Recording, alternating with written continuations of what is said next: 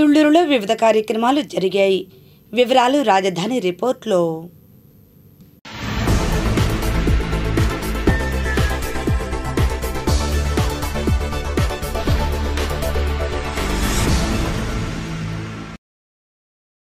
రాజధాని అమరావతిలో కేంద్ర మాజీ మంత్రి కింజవరపు ఎర్రమనాయుడు 13వ వర్ధంతి కార్యక్రమం జరిగింది. శ్రీకాకుళం జిల్లాకు చెందిన సీనియర్ జర్నలిస్ట్ వి ఆదినారాయణ ఆధ్వర్యంలో కార్యక్రమాన్ని నిర్వహించారు. తొలుత వెలగపూడి సచివాలయం వద్ద, అనంతరం మందడం గ్రామంలోని రైతుల దీక్షా శిబిరంలో ఎర్రమనాయుడు వర్ధంతి కార్యక్రమం జరిగింది. ఈ కార్యక్రమంలో శ్రీకాకుళం జిల్లాకు చెందిన నాయకులు, కార్యకర్తలు, అమరావతి రైతులు ఎర్రమనాయుడు చిత్రపటానికి నివాళులు అర్పించారు. అనంతరం ఆదినారాయణ సిటీ న్యూస్తో మాట్లాడారు. ఇంకా ఈ కార్యక్రమంలో రాజధాని ఉద్యమ నేతలు కట్ట రాజేంద్ర, వీరబాబు, బెజవాడ సాంబయ్య, బుల్లియ్య, పాతూరి రాంబాబు, ఓసీసీ రాష్ట్ర అధ్యక్షులు గోవిందురెడ్డి తదితరులు పాల్గొన్నారు.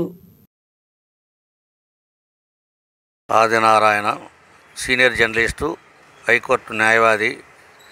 ఎర్రమనాయుడు 13వ వర్ధంతి సందర్భంగా మందడం అన్ని త్యాగాలు చేసి రాజధాని సాధించిన జేఏసీ రైసు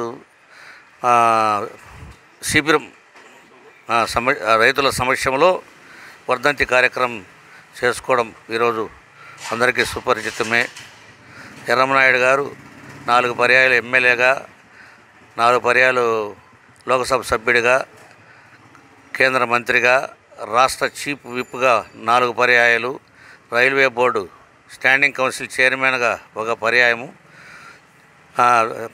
పనిచేసి 2012 నవంబర్ 2న రోడ్డు ప్రమాదంలో మృతి చెందడం అందరికీ బాధే. ఆయన కుమారుడు రామ్మోహన్ నాయుడు కేంద్ర మంత్రిగా, ఆయన సహోదరుడు అచ్చెన్నాయుడు రాష్ట్ర మంత్రిగా అనేక సంక్షేమ కార్యక్రమాలు అమలు చేస్తూ రైతులు వెనువెంట ఉంటూ ఆయనకు ఆదర్శంగా నిలిచారు.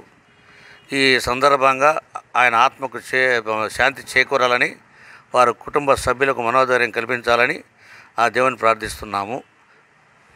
జోహార్ ఎర్రమనాయుడు, జోహార్ ఎర్రమనాయుడు, జోహార్ ఎర్రమనాయుడు, జోహార్ ఎర్రమనాయుడు.